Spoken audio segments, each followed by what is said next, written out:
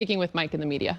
Frank, what did you think was the main driver of that early energy that really seemed to sustain throughout the different rotations and lineups you were using? I just think our guys, it felt like we had a really positive trip, with the Houston game and playing, controlling the game most of the Memphis game. Disappointed that we weren't able to close that out, and came in motivated to keep building and keep growing. We felt like we grew over the last few games, even though we haven't been collecting the wins. And I think we were motivated to come out and get that W and execute at a very high level. You mentioned before the game about LeBron and the scoring, and with all the space in front of him, tonight seemed like another example. But what more can you say, I suppose, about that, and when he's playing at the 5 defensively and all the space that gives you on the other end? Yeah, I mean, we can talk about the space all we want, but I mean, he lit up Memphis, with Dwight out there, screening for him too.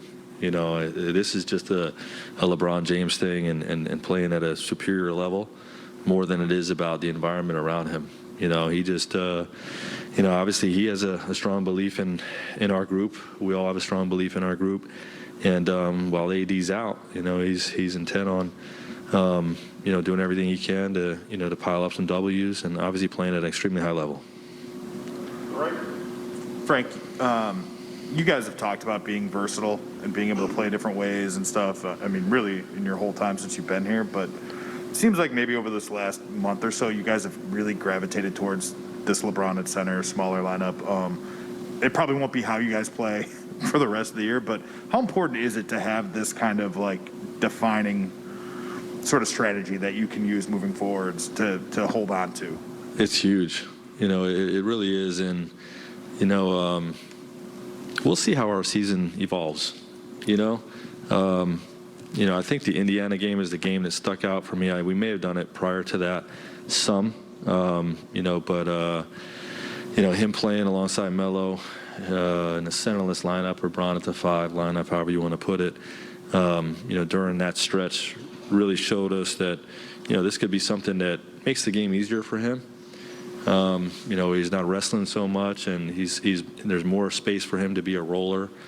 There's just a lot of positives to that, and can we get away with it against certain matchups on the other end? Obviously when AD comes back, he's going to play a lot of minutes at the 5, and then we can play, this smaller lineup as well. So it is a direction I think that we're taking our team, and so far we're having some success with it, but we got to keep getting it better.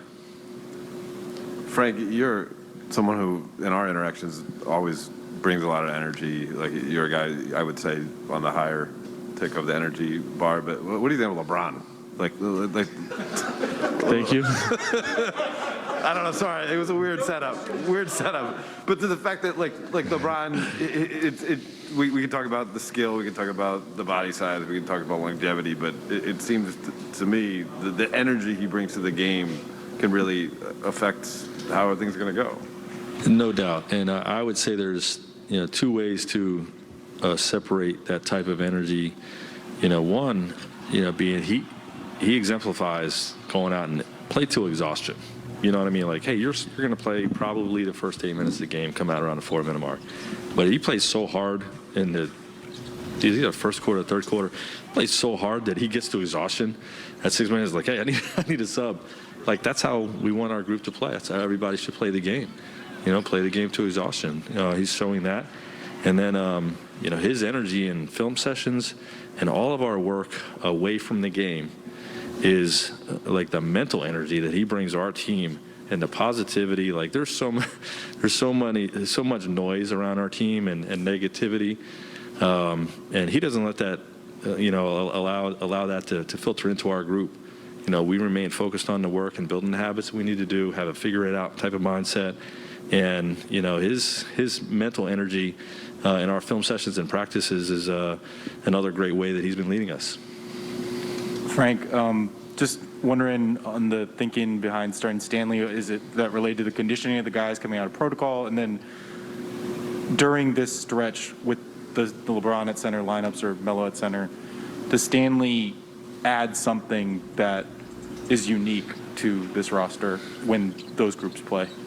He definitely does. The thinking there, look, this is without Anthony, we're managing a little bit on a game-to-game basis, based on matchups. And, you play a game like Houston, Christian Wood starting at the center, that's a clear, let's put Ron at center. That's an easy one, right? Next game, Steven Adams, biggest, strongest guy in the league, let's play Dwight at center. That's an easy one.